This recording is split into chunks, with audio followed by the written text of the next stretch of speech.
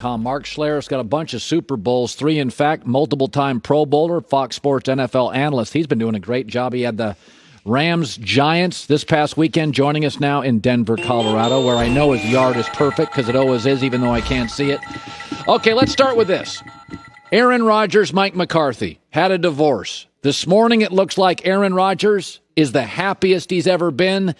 I mean, listen, let's just be honest about it. He likes LaFleur. Generationally, they're the same age. Could it be just that simple? He likes his coach more. I don't know that he likes his coach more. I mean, I think that's part of it. I think there's no question that he likes his coach. But I really think it's Aaron Rodgers looked at himself. Seriously, my dog again. Unbelievable. Colin, my dog loves you. You know that. Romeo loves you. I think Aaron Rodgers really looked at himself critically and said, how can I get better? I think it really was drafting a quarterback in Love that really lit a fire underneath Aaron Rodgers' rear end. He said, I have got to be better. He went back. He critically looked at himself. He studied film from his MVP seasons, and he went back and he went to fixing things. And so I think that has a lot to do with Aaron Rodgers and where he is right now. Certainly, I think he likes LaFleur better. But there were some reports early last year that he didn't necessarily care for, the fact that he didn't have as much responsibility at the line of scrimmage. So I really think it goes back to looking at himself saying, listen, I have one of the great franchises in history, the dynasty that never was. I need more Super Bowls if I'm going to sit at the big people table when it comes to the quarterback conversation. I think it really was him self-reflecting and saying, I've got to be better. So the Cowboys, literally, they're struggling defensively. They got a new coordinator and a new scheme. Players have called it out. DeMarcus Lawrence said we're soft. Players have said it's too complicated. Everybody in Dallas is defending Mike Nolan. What would you have to see if you were in Dallas as an owner or Stephen Jones to say, okay, it's enough? Like we're going to have to make a mid-season firing of Mike Nolan. What would you have to see? Well, I mean, you would have to see a complete and total collapse of the football team. I think the biggest thing right now is the Eagles are leading that division at 1-2-1. Dak Prescott has put up kind of MVP numbers that he's not getting credited for or talked about because of what Aaron Rodgers is doing, obviously what Russell Wilson is doing, what Josh Allen is doing in Buffalo. So, I mean, ultimately, that division is very winnable. So you've got to see some correction here in the next 4 or 5 weeks. If they continue to give up points, if they continue not to be able to get off the field, then I think you start to really assess that situation. But as of right now, I think you try to fix things marginally, keep it simple, stupid kind of process. And you see exactly where you end up fitting here in the next couple of weeks. So you had the Rams game this weekend, and I unfortunately watched all of it. And I thought to myself, yes. God, what is wrong with them? And for the record, I mean, let's be honest. Kansas City, with Mahomes and Andy Reid, will lay an occasional mini dud. I mean, it happens.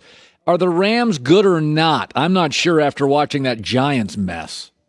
Yeah, what was interesting? They really got away from what they had been doing in the first 3 weeks where they're hanging 30 points a game on people. I called it, going into the game, the illusion of spread. And they get you in formations with shifts, very much like the 49ers do, pre-shifts and then motions, and then basically just cram it down your throat in the running game out of 3 wide formations. And they've got 2 wide receivers in Robert Woods and Cooper Kupp that are legitimate big-time football players, not just wide receivers. So I love what they're doing. And I was joking around with Sean McVay. I was like, hey, man, going into the film study, I'm so glad you've remembered how to coach football again. Remember last year, he had forgotten how to coach football, and now they're playing well again. They got away from what they had done on offense, and sometimes coaches get into this. They want to have a key break, so they became real static in their formations, really played a lot of 12 personnel, 2 tight end personnel, and they really got away from what they had been successful doing. So I'm not exactly sure why that was the case. Obviously, it was a game plan thing, but ultimately, when you take the first quarter of the season and watch them on the offensive side of the ball, I think they've been exceptional. And it really is, you fix your offensive line.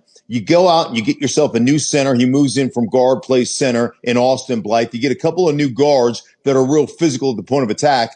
And it's amazing how well your offense is fixed, because let me tell you, this is a team that wants to play smash mouth. They disguise it out of, spread, West Coast, multiple wide receivers, but they are a smash mouth football team. That's what Sean McVay wants to be. And that's what they've been able to be, except last week was a little departure from what they had been doing. But that's just one of those duds that happens every now and again. And I expect them to be really good for the remainder of the season on offense. Dolphins, Niners, you have that game, Fox Sunday. How much do you have to see before you put Tua in? What if they struggle in the first half, or do you just keep going with Fitzpatrick? Well, right now, I mean, I would tell you that Chan Gailey, Fitzpatrick, Chan Gailey, the offensive coordinator, Fitzpatrick, they really have a great rapport together. So there's like offensively, don't let the final score fool you about that Seattle game. They were in that thing right up to the end. And, Fitzpatrick makes some throws occasionally that make you scratch your head. And there are some things where he takes chances with the football. But I think Fitzpatrick is actually playing really good football. They're a very young team, especially up front. Got a couple of rookies they're relying on their offensive line, kind of running back by committee. They're still trying to figure themselves out. But ultimately, if you get to the point where, you're week 8 or week 9 and you're not competitive or you're so far out of that division, that's the time when you let Tua play. But I will tell you this about Flores. We talk about all the different coaches under the Bill Belichick tree that have struggled along the way. You put on the film of the Miami Dolphins, they are playing their butts off, man. They do play really hard for Brian Flores. So I don't think this is the same kind of attitude that we see with some of those other, the other coaches that have been scrutinized for not being able to get out of the shadow of Bill Belichick. By the way, in L.A. tonight, the Lakers are in the finals. The Dodgers are in the playoffs. I haven't checked lately. How are your Denver sports teams doing? My Denver sports teams are not good right now. I mean, obviously the Nuggets played pretty well, and so did the Avalanche, right? But it's always funny to me that like for the Broncos, for instance, we talk so much about speed, and everybody said, "Hey, man, this team really drafted speed. Now they're going to be able to compete with the Kansas City Chiefs."